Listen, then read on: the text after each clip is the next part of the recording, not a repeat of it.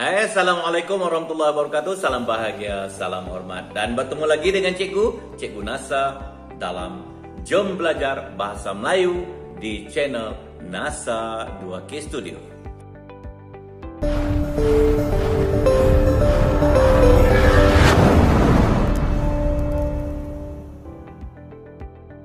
Hari ini kita akan meneruskan lagi pembelajaran bahasa Melayu kita tentang tata bahasa imbuhan awalan.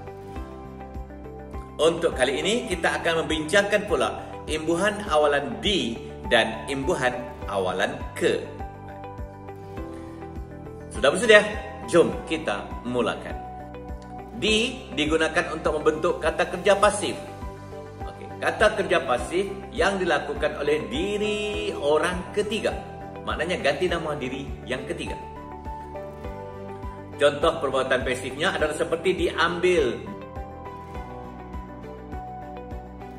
diajar, dijahit, dimakan, dan sebagainya. Contoh ayatnya, anak kecil itu diasuh oleh orang gajinya. Orang gajinya adalah ganti nama dari yang ketiga. Pensel itu diasah oleh Salim.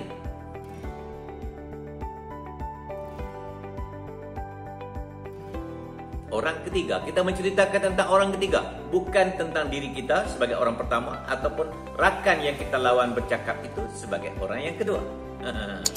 Sekali lagi cikgu peringatkan bahawa di hanya digunakan untuk diri orang yang ketiga sahaja. Contohnya, pokok itu ditebang oleh mereka.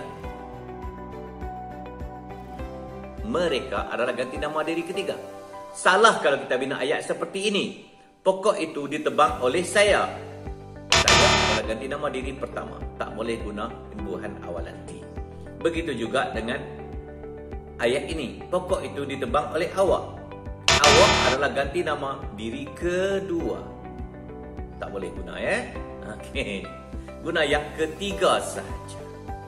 Satu lagi yang perlu kita ingatkan, dalam penulisan, awalan di mesti dirangkaikan dengan kata kerja yang menyertainya. Dirangkaikan ni maksudnya dirapatkan. Seperti dimakan. Tak boleh jarakkan. Dimakan. Tak boleh. Dimakan. Dekat. Ataupun diconteng.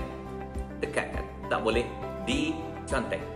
Sebab di bukannya kata sendiri nama yang perlu kita jarakkan. Dah jelas? Dah jelas? Kita beralih ke imbuhan awalan ke. Awalan ke yang pertamanya digunakan untuk membentuk kata nama terbitan. Ambil satu perkataan, letakkan ke menjadi kata nama terbitan. Contohnya, ketua, ketagih, kehendak, kekasih. Kata dasar tua digabungkan dengan ke menjadi ketua. Begitulah untuk perkataan-perkataan lain yang baru saja cikgu sebut. Contoh ayat yang boleh cikgu berikan adalah seperti ketua rombongan itu menjalankan tugasnya dengan baik. Ketua. Contoh ayat yang kedua, saya menurut segala kehendak ayah saya. Kata Aziz. Kehendak. Ke dengan hendak. Yang kedua, imbuhan awalan ke digunakan untuk kata bilangan tingkat. Contohnya kedua, ke-8, ke-10. Ada tingkat-tingkat dia, pencapaian-pencapaiannya ataupun had-hadnya yang tertentu. Contoh ayatnya, mereka berbaris di barisan yang ke-10 dalam perhimpunan itu.